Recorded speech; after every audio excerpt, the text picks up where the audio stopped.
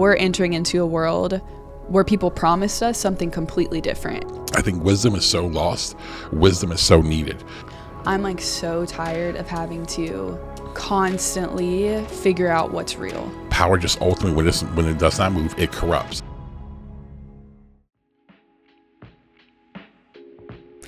Welcome back to another episode of the New Rose Podcast. It's your girl Breezy, and I'm here with Mr. Adrian Crawford.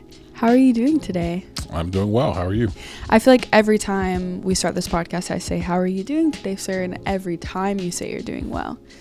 Yeah, true. Yeah, that's a great point. I would probably say, yeah, sometimes I'm just like, I was kind of, because I'm just used to the, doing the pleasantries. Yeah, I'm just doing the pleasantry, the robotic answers that, people ask, because people really, many times, not you, but many times people don't really want to know. So I just say, oh yeah, you just kind of default button to say, oh, you're doing well. So how am I actually doing today?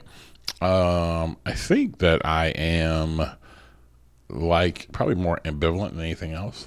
I've got, there's just kind of everything, there's like just this love, hate, high, low, just whatever. So, but love, hate, high, low, a bunch of different stuff. So, but overall though, it's fine. Yeah, that's awesome. Well, yeah, it's awesome. There you go. Thanks. Okay, now here I am saying that, like, doing well. That's awesome.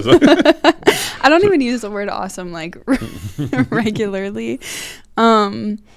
Well, that's true. I feel like I'm kind of in the same position. Anytime anybody asks how you're doing when you're launching a new business, expanding, scaling, all of the things, usually the answer is things are going good in these ways, and also I am petrified in other ways. Yeah. in all of these other ways. Yeah. No, and again, it's just like, and I think especially when you're like going into new territory, doing things that are different, with this new thing that we're starting, raising money, kind of like institutional raise, and never done that before because I've usually just started from just ground up, own credit, own money, whatever. So it's different because if we were starting another one and we were doing it that way, you kind of can just know exactly what you were going to be facing. But with this one, it's a little bit different. So, but it's been good. I think it's actually challenged me to think different. It's actually caused me to elevate and to learn new skill sets and stuff like that. So it's actually, again, it's a challenge and it's fun. But it's also, like I said, it's super difficult work as well. Yeah. What do you think is the most stressful part? I think the most stressful part is just, we are just starting. So, so it's like, we've had a few investor pitches and we've gotten some, for one person in particular, but now it's okay when you start going out there, but like, will they actually like it? Is it going to be accepted? Where you just don't know.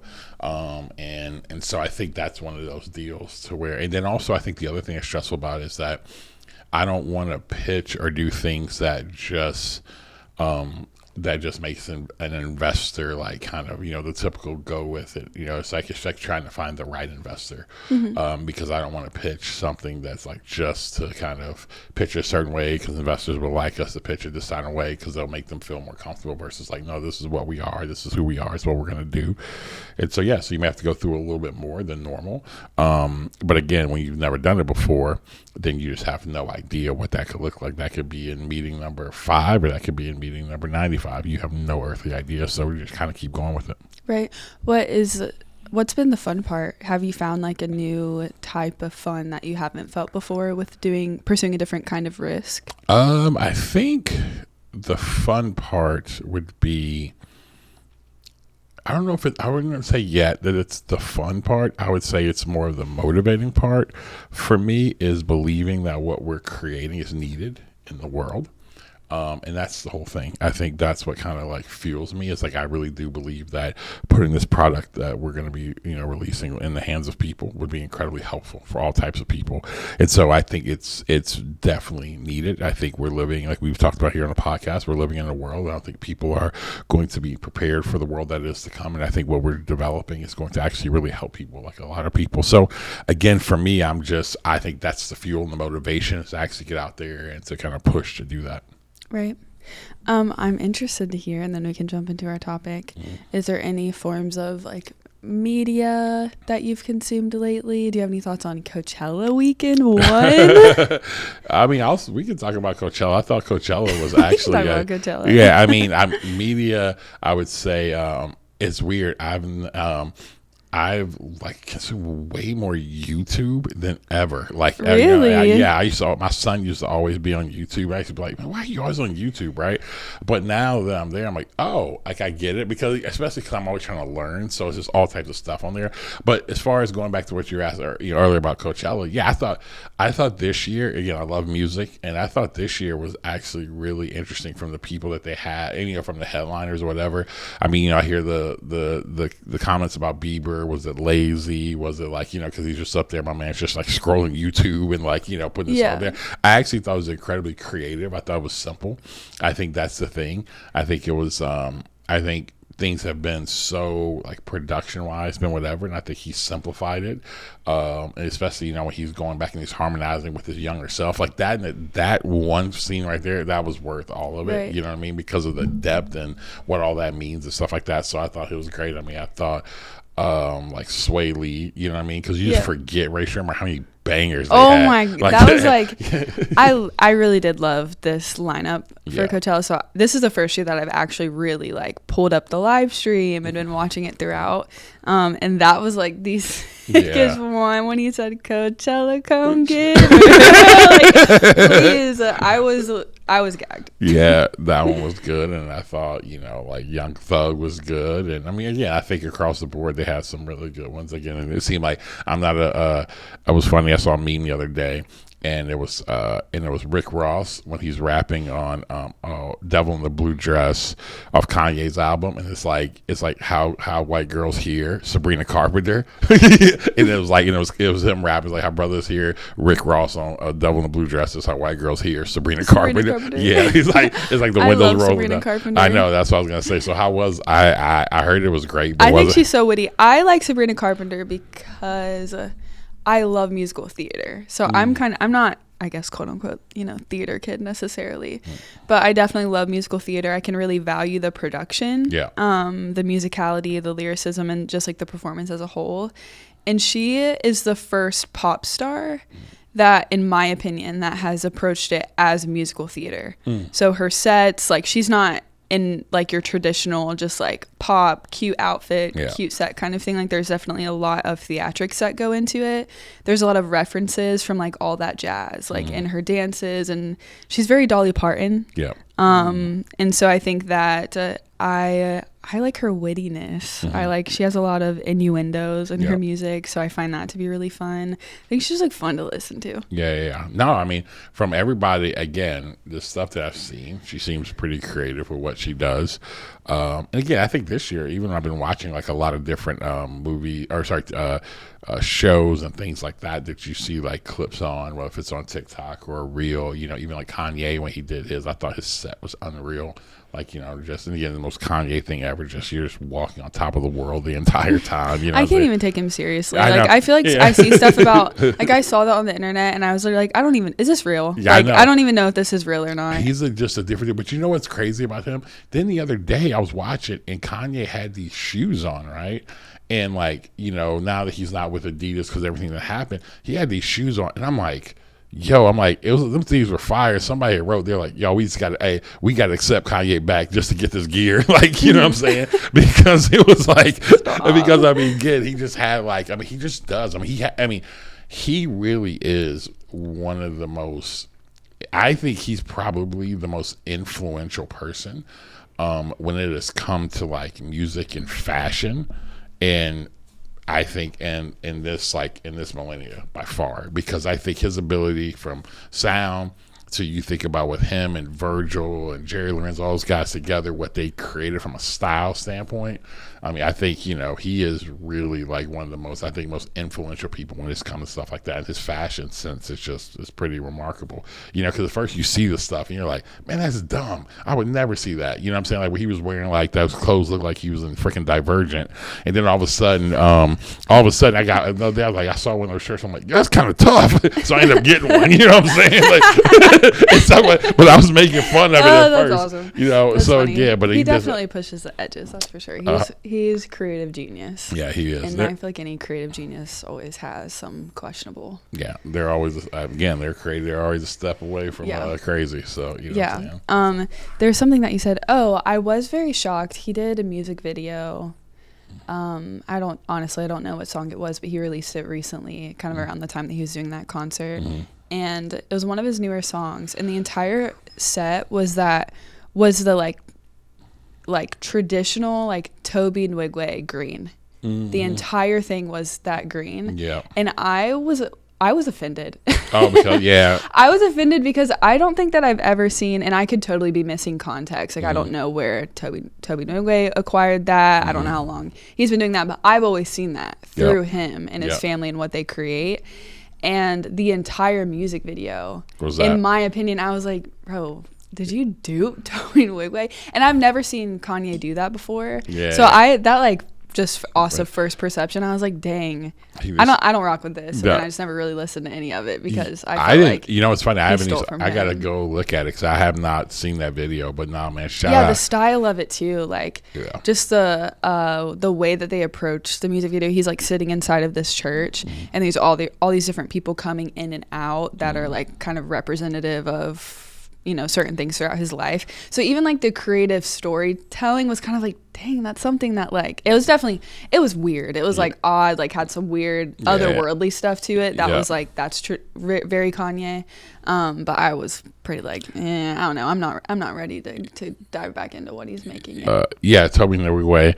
Again, I love his creativity. I love what he's done. I love how he's actually stuck to his, like, again, if you're out there, you never listen to his music. I mean, lyrically, he's amazing. They are incredibly underrated. And how and how they build and the things they've done and their style. And what I appreciate about him is he really is someone who has kind of like really mastered and really this idea of like writing new rules, being authentic, because he just is kind of like stuck with the way he wanted to do it. He wanted to, you know, when it came to his family, like I'm always going to have him around. I have my wife. I mean, it's all a part of like the whole deal. And then he's got his own kind of like style. You know, when he first started, it was crazy because I remember like when he was first early on, you know, I went to a couple of his concerts and like, you know, he was just being a commercial with like white socks and like just like regular slides on, right? At the end of the concert, he's got the white socks and slides on. And he has some lyrics about that too. Yeah. So even with him now, you know, now he's evolved with Montclair, the fashion line and connect with Pharrell and all that. You just watch how he's done it, being an independent artist. I think he kind of has distribution through another network, but just like he stuck to what he said he was going to do. Right. And then you appreciate that because I think people now in today's world, you know, just somebody who just stuck with that and he has his own fan base, his own group, kind of did it his way. And it's been really cool. Yeah.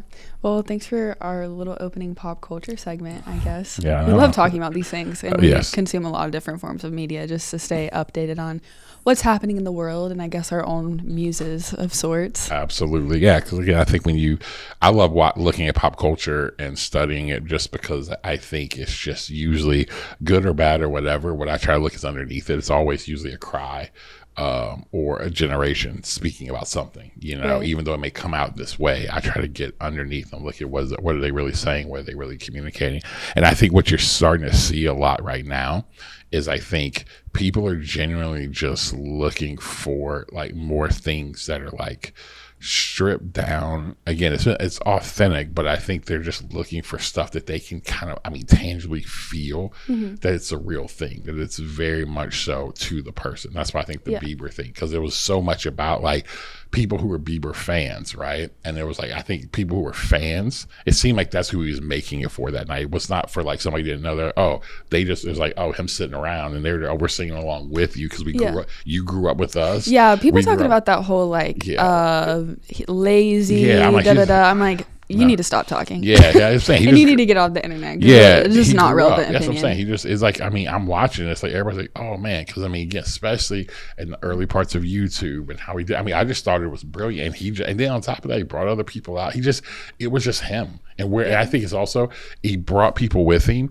But then I also think it's where he's at now. You know what I mean? Like, I mean, it's the same dude who got on freaking stage at the freaking whatever was at the Grammys with like some boots on, like boxers, some boots and some boxers and a guitar. Like, you know what I'm saying? I think right now my dog is in his minimalist phase. So I'm like, let him be. Well, people were really comparing his set to Sabrina Carpenter's, which is again this like massive theatrical production, and they were saying, you know, like only a man could go up on the stage and like I'm like, Miley Cyrus could do the same thing. Yes. Or when people say this, people are like, man, you know, I heard somebody say this, and I can't stand when it starts going there. They were like, you know, oh, well, if Beyonce was doing that, they're going to expect her to dance or something. Like, because that's Beyonce. Like, again, no one would look at Beyonce. If Beyonce got on stage and literally sat in a chair and just would sing, she could do it acoustic. You know what's going to happen? People would be like, yeah, that was amazing. Because you're going to hear her vocally. I mean, Rihanna's another person I think that could absolutely go up there and just sing acoustic classics. Again, it's when he did this, it was his story, his origin story. That's it. And that we saw. Yeah, it was for people who grew up on that versus like people who grew up on a Beyonce. It's like, okay, how would she connect with those who've been with her from this time all the way up to now? Same thing, right? Like, you know, like for example, like I'm about to, you know, coming up, I'm going to see Jay-Z and Yankee Stadium, right? So I'm going Friday night, which is Reasonable Doubt, which is his first album. Like back in the day when Jay-Z's doing, I mean, they would have, you know, he'd be rapping, they have dancers up there. I don't see Jay-Z in his 50s right now having like backup dancers up there. You know what I'm saying? It's just gonna be him by himself, just in the most like Jay-Z. Did he ever have backup dancers? I don't know I don't think he ever had like backup, but you know, sometime in a video or something. Like, every now and then, like that second in my lifetime, in my lifetime, volume 1 in the videos, he, you know, they kind of that was in the day with Hype Williams and they had a bunch of stuff like that. But what I will say is that with him, you know, he's just going to be the most authentic form at the 50-some-year-old as a hustler. His first one, like that's where, and you'll be able to, and that's why for those who walk with him from the beginning, that's what we're looking for. You're like, oh, it's not about the songs he's singing. It's like, oh no, he has been on a journey.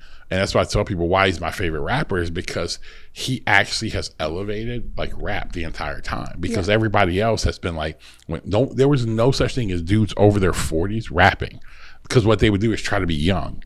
That's true. And when when he released American Gangster, it was literally like watching somebody. I'm like, oh, that's rap for people who pay taxes. Like legit. Like I'm like that's grown folk rap. And so like, because he didn't try to be young, and then he just kept progressing. And then next thing you know, you got people like, I mean, all these guys, T.I. now, Nas, who's literally like reinvented his career. Clips. You have like 2 Chainz. I mean, all these guys are older, but I got a few on. But it's like, but all these guys are like older. But it was him who paved that way, and that's what I appreciate about. And then, you know, when he did 444, he was like, everybody's like, oh, that's this bougie album. I'm like, what do you want him to talk about? Dope? I'm like, my man's a billionaire. He's gonna probably talk about art and stuff we've never heard of before. But you know, I know all of a sudden, Jean-Michel Basquiat, like I knew a little bit about him, but Ho started talking about getting Basquiat paintings. Next thing you know, boy, I'm like searching up what Basquiat. Yeah, you know what I'm saying? That's awesome. You know, it's like a bunch of stuff. Like I said, he just grew up. I mean, he grew up with us. Where he told us, man, we was all wearing jeans and button-down shirts and Air Force Ones. You know what I'm saying? Like, but I say all that to say, I think people are attaching to people who are really just authentic and it's just who they are. And I think that, I don't know, I'm interested about like the nostalgia of things now. Yeah, because you know, like because the whole like 2016. We're getting into a very interesting conversation. Yeah, so keep going. But tell me about that, like because like with 2016, you know, because everybody talk about the year 2016, now 2026. But it's like nostalgia is kind of a thing. Why do you think that is? Yeah, so I think that there's so many different things that you said that I want to talk through. I'm going to start first with the comparison of like a Justin Bieber to Sabrina Carpenter. I think that's the audacity to compare them is so offensive. Yeah. Because they're just not the same people and they have completely different careers. Yep. So like to compare a Justin Bieber, who I believe is one of the greatest vocalists, male vocalist. Oh, yeah, it's one of the greatest. I mean, he's one of the greatest artists of all time. Yeah, and he's incredible. Yeah. Who's been in the public eye since he was what, 9, 12? Yeah. 12 latest is what I would say. And like everybody is so extensively aware of like the abuse that he's experienced. The things that he's gone through with being in the industry since he was a young boy. Yep.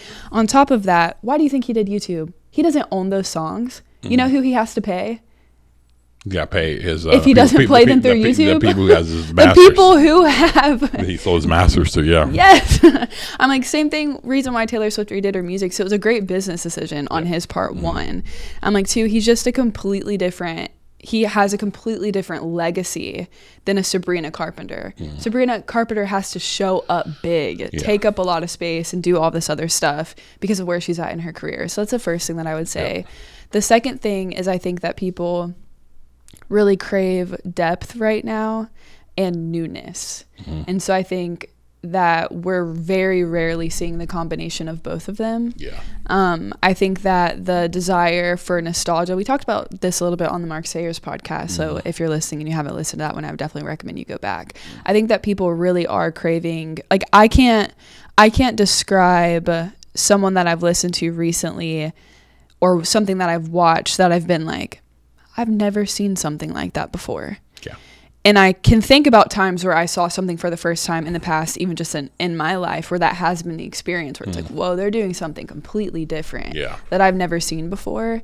And so even like take a Sabrina Carpenter, for example, it's like Dolly Parton. Yeah. Like there is a lot of like, there is her in it, but like there's a lot of things that are being pulled from the past. Like even the lineup at Coachella, so much of what we're talking about, Sway Lee, it's like 2016, like the nostalgia of those songs is like what people really loved. And there's even influencers going online or people at Coachella that are doing videos and they're like, I don't know how to describe it, but like the air was just different at this Coachella because it felt like 2016. Yeah. And so I think that people are really craving a time where I think and everyone's 2016 was different. I feel like in 2016 there was there's stuff that was going on in the world for sure, but there was still this sense of like there's like endless possibilities. Yes. Like there's almost this like I think that I can create anything, or like even when we're all listening to this artist, like I can't think of a time outside of 2016 that I've lived where everybody loved music. Yeah. Like everybody just loved music. I think music has for sure an ability to transcend and almost create this like community, one, because we're all connecting over the same thing, and two, this thing like I can create something. Like I can create a future. And I think now we just have there's a lot more exhaustion in the air, a lot more disappointment, a lot more just like, I think drama in the sense of that people, a lot more offense. Yep. I think when offense is really high, you don't really feel the freedom to create because you're always more worried about what it is that people are going to think or what they're going to see. And I think people are just more exhausted, and so we're kind of craving, especially for I think that the Gen Z group, you're craving a time where your responsibilities were a little bit less. Yep. Because now we're entering into a world where people promised us something completely different. It's like, I want to go back to the time where like I still believed that 5 years from now was going to be what people told me that it was actually going to be. Yeah, well, it's the idea. And again, I don't think and I know when people can look at this, it's very easy. I think it's very lazy just to point to 2016, President Trump, everything started to change, whatever. I just think we were already heading in that direction. I think he kind of escalated certain things. He rapidly pushed stuff, but I think it was the whole idea of the President Obama, right? 2008, yes, we can. Like that was the whole era. And I think what happened in 2016, like we started realizing reality started to set in to where it's like, oh, no, it's not. You still felt like, yes, we can. And then I think that was the last time we're like, no, like you. And here's what I would say. I understand what President Obama was doing. It was this idea of like, man, being the first black president, man, you can actually go do this. So I appreciate what he did. But also what I would push against, it built this false world of like, you can do anything that you want to do. And I think what's happened is that reality has set in. And so I think when everyone was living in this kind of utopian world that we can, like you were saying earlier, man, I can do this. I can make whatever. I can do whatever. Now it's kind of like, oh, I'm now dealing with a changing, geopolitical landscape. I'm changing with like, man, man, high inflation. I am changing with the fact of it feels like we are at like, we went through COVID. We went through like a social and racial unrest in our country. We're living now in war again. It's like, all the stuff, and we're living in a time now where we don't even know what's real or not. Everybody, we have politicians who will never be honest. Like, what I'm saying? And so now it's a completely different world right now. And I think it's one of those things, like you said, people are exhausted, they're tired. But I also think on the horizon of stuff like this I do believe what is coming is I do believe that this will be the next several years. I think it's going to be the era of some really creative things. I mean, things that'll just really go into the world. And I think what it comes down to is people really measuring and having the right scoreboard of how they want to measure stuff. Yeah. Because I think it's not going to be about, man, did I go viral? Did I go do this? Did I go do that? It's kind of like even what we've been talking through, like with the book. It's kind of like, normally you could go through the typical book promo and do the stuff like that. But I'm kind of like, I don't know, like the more and more I sit with it, I'm like, no, man, I'm like, I just want this to be in the hands of people I want it to be in the hands of. Yeah. And I'm going to charge what we're going to charge for it. If you want it, you want it. If you don't, you don't. And I'm going to get, then some, I'm going to, it's just this whole way we're going to go about it, because I actually believe that there's a different way, because I think it's authentic and true to actually who, like I am. Or we were talking yesterday, and I thought we were talking, offline, and we were just talking about like, man, the idea of like a voice and being like, not so much this, we're trying to sell something to, a lot of times I think how we approach things was we were trying to, and I thought you nailed this, was that, when I was talking about ideas, it was like we were still using the whole formula of like trying to sell an idea. Yeah. Or trying like you're trying to buy a product versus it being like, no, like, man, this is just my idea. And I'm just going to talk to you about my idea and communicating an idea, because I think if an idea gets in the brain and the heads of someone else, it starts to go from there versus it being like, here's a product you're trying to sell. Yeah. Yeah. I think that you said so many good things. And so I think it's okay for us to stay on this track, because I think it's all incredible. It's very relevant. I think that, I think at our heart, like, and what we build and just who we are at, like, the culture that we create and the people who are kind of drawn to us is like, we are artists at heart. We're designers at heart. And that's always been why we do what we do. And I think that's become a lot more clear to us. And I think whenever you are someone who is an artist, but you also have this like entrepreneurial, that word always screws me up. That bend to, you almost always have this like tension of like, how do I create what I want to create, and how do I turn it into business? Yeah. And like anytime you turn something you create into a product, you start to have a different relationship with the thing that you created. And it's still us, but it's also a tension like to be managed, because it's like, I don't want to ever fall into the position where I'm creating just to sell, or that I'm not pushing things that I create out into the world in the way that I really could.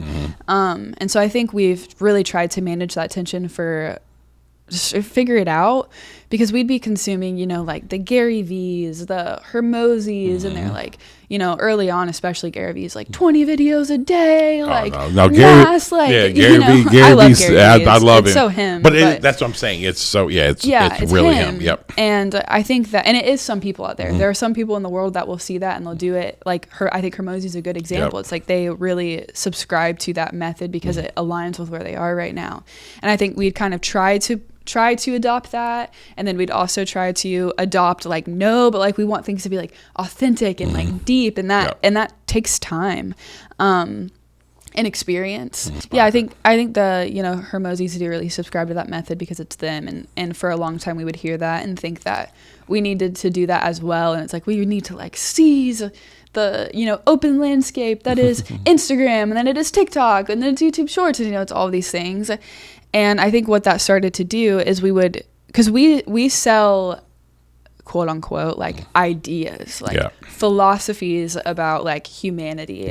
And we of course have like very clear products, but when we communicate on the podcast, there's like a truth to it. It's like you are trying to communicate an idea and have people purchase that idea and say, Yes. I want that. I like that idea. I want to embody it. So I'm going to continue listening. That's it. And I'm going to like now embody, you know, the world that we believe is the best, like our world of ideas, that if you start to embody these ideas and live them within your life, that you will have a better world. Yep. You will have, you know, the quote unquote utopian, you know, society kind of thing. And so I think that in us trying to do that, like I just don't think that it's us. Yes. And so I think over the past little bit, like if you've been around for a long time, you've definitely seen a difference in what we even put on social media and how we've been approaching this podcast conversation, how we approached it when we were doing consulting versus how we do now. And a lot of those shifts are because it's more about like, how can we just make sure that we're talking about the things that truly are shaping us and are interesting to us whenever they're happening. And if they add value to you, awesome. Like we really believe that they can. And if they don't, you know, that's also okay too. Yeah. And I think that, you know, it's one of those ideas when I study history, you know, there were people during their time that were like, you know, they were impactful and famous, but like when you look at like St. Augustine, right? Like I've been just really studying him a lot. I mean, he was this black man, this bishop, you know, in kind of Northern Africa. But when you ask, but like the depth of what he talked about, and even this morning I woke up at 4:00, right? And I was like, now, you know, I kind of woke up and I'm like trying to go back to sleep. So normally I was just like, they have this, and I was on YouTube and they have this thing. It's like, you know, you can like learn about him and fall asleep, you know, I kind of listen to it and it's kind of like calming music, but it's telling the history of him. And so I'm like going to sleep, and dude, he started talking about how his thought on time, like how time is just kind of like this out of like, it's not this linear thing. He talks about how, and I don't want to get into it, but it was profound, like how he thought about stuff like that. But the thing about his ideas now is that even to this day, we are impacted on like what he did. And again, he was making impact during that time, but just for that part of the world. It wasn't like all of a sudden like he was, you know, it wasn't like he had global reach during that time, but his ideas were transcendent that now, I mean, thousands of years later, they make impact. And see, I think that's what it comes down to. I think right now it's about ideas. And I keep saying this, it's really about ideas that are wisdom. I think wisdom is so lost. Wisdom is so needed. Wisdom is the ability to take a skill or a thing and know, and then I would say like it's something that you know, but then it's ran through life, right? It's like it's not just, oh, here's this idea and thought, but it's actually you run it through the grid of life, and on the other side of it, it's what comes out of that is not something that's bitter, not something that's like, you know, kind of hollow. It's got depth to it on the other side of it. And I think that's what the world craves right now. I think the world is craving wisdom. And I think there's stuff with like depth. I think that, you know, I've been thinking about this, even like I've been reading because of what I'm actually preach on a couple Sundays. It's just even like the teachings of Jesus, right? Jesus's teachings, when you listen to them, they were like very like on the front end of them, they would seem very shallow. But for those, if you actually read them, you're like, there was so much depth to what he was saying, but he was such a good communicator, is that he gave it to where because again, he was not, the people who were showing up, remember, they were the prostitute centers, they were the uneducated in society who was coming to him. So he said it in a way that they actually could like, you know, where they could understand. But if you actually thought about it and you were an intellect during that time, you realize, oh, that man just dropped a bar. You know what I'm saying? Like how deep it was. Point being is, I think right now, that is what the world's going to do. I think wisdom can show up in products being developed. Wisdom can show up in art being made. Wisdom can show up in, I mean, just anything. Because, and what I mean by wisdom, stuff that has depth to it, stuff that has substance to it. I think that's what the world craves right now. And I think that's what we're going to start seeing. We're going to start seeing a lot of people, I think, who've been doing a lot of work just behind closed doors for a long time start to emerge, because I think they're going to have something to say that the world so desires. Yeah. There's something that you talked about earlier, when you kind of brought up 2016 time period. And I think that 2016, I do believe, like, really sparked this, like we can believe in something, like, and we can stand for something, regardless of where it is that you kind of fell on that. And I think that now that we're, 5 years? No. what? years? 5 years? I was like, girl. Oh my God. You're like 5 years. I'm like, what? I was like, what happened in 5 years? I was like, yeah. Oh my gosh, no, 10. 10. Geez. I've been doing so much freaking math for this investor stuff.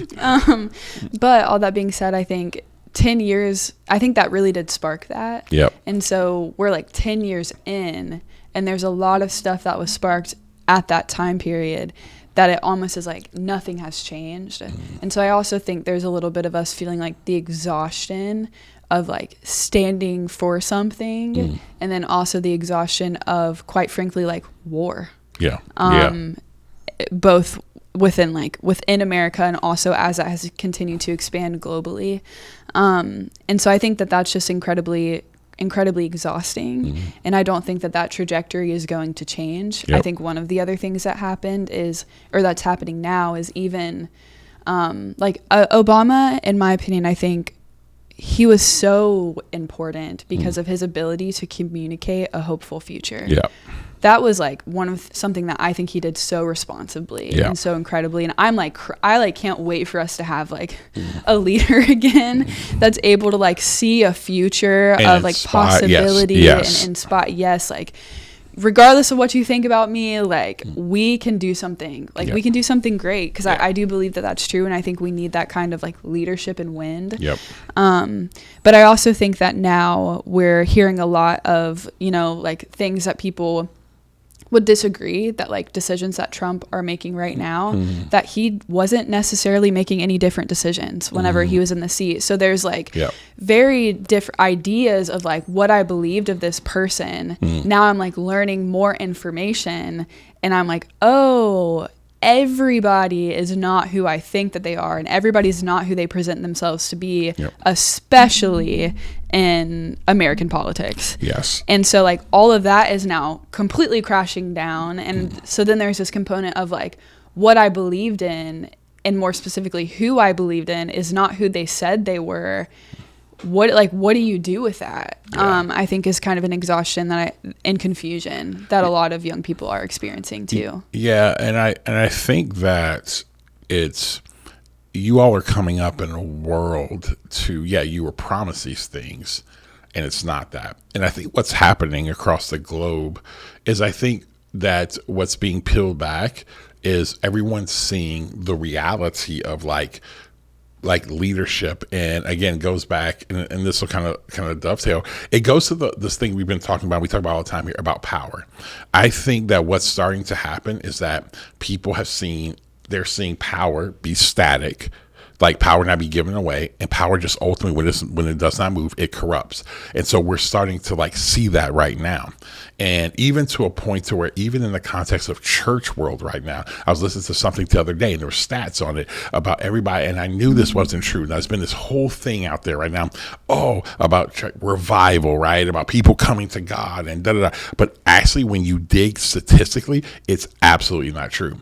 It's people who are older, that are actually now, who are older and Republican, who are now making more of a confession of, I believe in God. Now, there are pockets of things that you're seeing, but it's not that. It's literally kind of been flat and kind of declining still.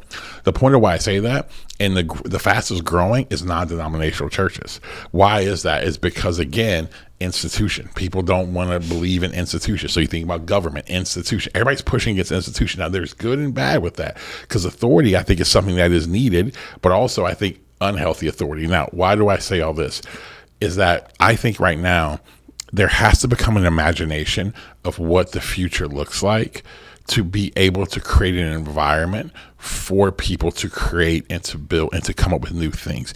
I think that that's what has to happen. I think we have structures that are in place right now that are limiting that. What I do think artificial intelligence does do, it does give people access to begin to create ideas. This now, all of a sudden, knowledge and information, and even the ability to create things that people were gatekeeping on, right? I mean, now the fact that we were able to beta test an app, before we'd had to spend a certain amount of money, but we were able to do this like for not that much on like Lovable or something like that. And I just think right now what is heading into the world is that I think structures and things like that have to change in order for people to really be able to use their creativity. But we are in need of that. We're coming out of the world of like sequels and things like that, and we need to come into with some new original content. Yeah. I think if I were to summarize too, I think where I personally feel exhausted, and I think where a lot of people find themselves, is like I'm like so tired of having to constantly figure out what's real. Like, and like just verify what's real all of the freaking time. It's like, what this leader said, is that even real information? Is that true? Like, this clip that I saw on Instagram, this person says that you should do this, and this is how you maximize your morning. This other person says this. Like, there's just so much, not just information, but like constant. It's also true like in trying to verify people's character and like who they say they are. It's true in like me trying to verify like who am I, who do I think I am, versus like who am I really. Like literally all the time it feels like I'm constantly having to run things through a grid that didn't seem to be at the same like consistency as what it was before in the world, to like verify what is actually true. And I think, you know, like I love using AI, and I can also find myself in time periods where it's like what it was able to spit out so quickly, the amount of time that it takes for me to go through it, I should have just done it. I should have just done it on my own, because now the time that it's taking for me to run through information that I never needed to see. I never needed to see that reference. I never needed to see that written that way. And now I'm having to go through it and like run it through a grid of like, would I actually say this? Where did this come from? Well, this chat said something. Now this chat's saying the exact opposite thing. Whereas if I would have just done it like on my own, it would have been the same amount of time without that same like running it through that grid so extensively. And so, I think that's somewhere that I find myself. And I think the other thing is, because war is not stopping anytime soon, and it does feel like it's going to be like a pretty strong marker of the next decade, especially in the American context and how that plays out globally. Something that volatile environments do create is the pressure to have to remember what actually matters. And I feel like in the American context, when it's kind of been like, you can be anything you want to be, you can have everything that you've ever wanted, when those things start to dwindle down, you really are faced more quickly with what actually matters to me, and who am I? Like, what does it mean to live my life well, because I don't have the opportunity to be everything. I don't have the opportunity to be anything. And so I think, you know, magnum opus, you are to becoming one of one, that I do think that volatile environments often do give you the opportunity to discover one of one. Because there's almost this like, what do I have to lose? Like, even in doing this business stuff right now, it's like things are there's always very clearly a safe option, but there's kind of like, nah, like if I'm this stressed out in life, if there's all this stuff that's going on in the world, screw that. Like, if all this stuff is going on, this is the time for me to be like, all right, like, what do I have to lose? I'm just gonna push it all in. I heard somebody say it best. John Maxwell, probably one of the best leadership guys. I mean, for sure in our generation, hundreds of books, whatever.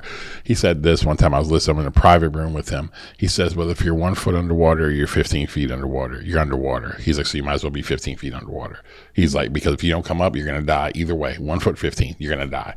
And I was like, huh. And what he was ultimately getting to was like, a lot of times we take risks that are kind of like, oh, well, you know, it's like safe or whatever. I'm like, well, no, you might as well just jump off and just go do it. If you're going to go all the way, you know, you might as well do it, because like you said, the pain is the pain of growing $1 million business, the pain of growing $100 million business. It's the same thing. It's the same pain. Right now, same thing. It's the same pain. And so I think that's the deal. But going back to what you were saying, I think what's really important to kind of give people, I know as we're talking through different things, I think practically what I'm starting to realize, and I think it's really important right now, I was reminded of when I was coming up, and one of the things my father used to always talk to me about when I was playing basketball was like, he used to always say, like, he's like, hey, simplify the game.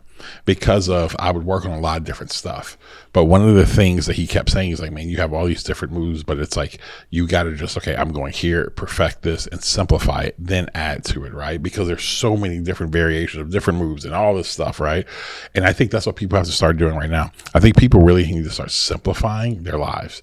I think you have to simplify what you're intaking. I think right now everybody is like, it's, like you were saying earlier, it's like, man, this way that I get up in the morning, this is my routine. This is my routine. This is my routine. I'm going to listen to this. I'm going to do this. I'm going over here. And I think, listen, those we've said on other podcasts, those are access points that become overwhelming. I think when you simplify, it allows you to think at a greater depth to things instead of just speeding up. You know what I'm saying? Like, for example, an idea I've been thinking about. So here's what, you talk about AI. How do I leverage AI? I've spent so much time with certain parts of the AI I use that now it really understands, okay, when I'm looking for research, this is literally what I am looking for. These are the sources I want. So now it spits, is what you're saying. I had to go through all that crap of like, why did it give me this? This is a waste of time. But what I do now, I can now learn about an idea that it used to would take me a lot longer. But what I'm also doing is not trying to speed past that idea either. I'm trying to actually think about it more. Instead of it used to take me 3 weeks to gather all the information about the idea, then I could think about it, versus now I can get all the information in a day. If that, sometimes 5 minutes, and then I can actually sit with it. But what we'll tend to do is just speed up. Let me go to the next thing. Instead of, I think it's important right now that we sit with things and we learn from things and we simplify things and we become experts, and we learn routines of certain things. And I think if we do that, then you add to it. But I think that's what's got to start happening. I think we've got to start stripping things down more and becoming simplified. Even as we wrote this book, that was the biggest thing for me. It's like, it's not a book to be read super fast. It's not a book where I'm like, hey, I'm trying to get through. Like, no, you pick wherever you want to in the book, just start somewhere. And honestly, you do that, think about the idea. Yeah. And again, there's not a ton of like, oh, here's these follow-up questions for, like, it's like, oh, what's this idea? Then getting people to critically think about stuff without them being led to critically think about stuff is important. Yeah. Yeah, that makes sense. Well, thank you for the conversation. Oh, yeah, today was good. I know, Oscar, we will definitely get to, we were going to go rule of 77. We will get to that. That was Oscar's pick, so we're definitely going to do that. It's a great pick. It's a great pick, and I was really excited about it, but we're doing that. But I walked in this morning, and he was like, I was diving in. I was diving in. All right, but I had a bunch of stuff in there, but but it's actually good, because I do think there's just times where, we talk about authenticity and the stuff we want to hold here becoming one-on-one. I think it was just natural, and we've had those at times where we come in and we're like, oh, it's just kind of going there, and I think you talk about it, and it's a part of like what we do. And so guys, I want to encourage you is that again, be curious about things that you like. I think more than anything else, this started off with us talking about, like, man, Bree asked a question about just media, and then like, oh, we start talking about Coachella, and it's just like, but and it's like that, things like that could take you down these roads and these pathways of things that maybe right now could be of interest to you, maybe things that are sparking your heart, maybe the ideas, maybe it could speak to things of your past to actually help you as you move forward. But don't just push stuff to the side sometimes and just say, oh, well, that's childish, that's stupid. That's where I think a lot of people, where we've all gotten to the place where we've lost our creativity, is because a lot of times we're not being curious enough of, why do I even like that? And it may seem stupid, it may seem like it's a childish thing. That's okay. Go down that road, and if it's a childish thing, great, move on. Listen, how many times do we doom scroll? We waste time doom scrolling all the time. You can go down an idea path for a minute and then see what happens. Yeah, but childish isn't bad either. Childish? No, it's not bad at all. It's not bad. The thing about being in a childish way is the fact of, you can just go down a road and you can have wonder again. Mm-hmm. And sometimes you go down there and you're like, oh, that didn't lead to anything, but that's okay. There's nothing wrong with that, man. You go down that road, oh, nothing, right? Great. Then you keep on moving. But what I will tell you, you can go down that road, and there can be stuff that's down that road that really can be of help. So anyway, I hope you guys are all out there, you're flourishing, you're doing well. Until next time, keep writing new rules. Boom.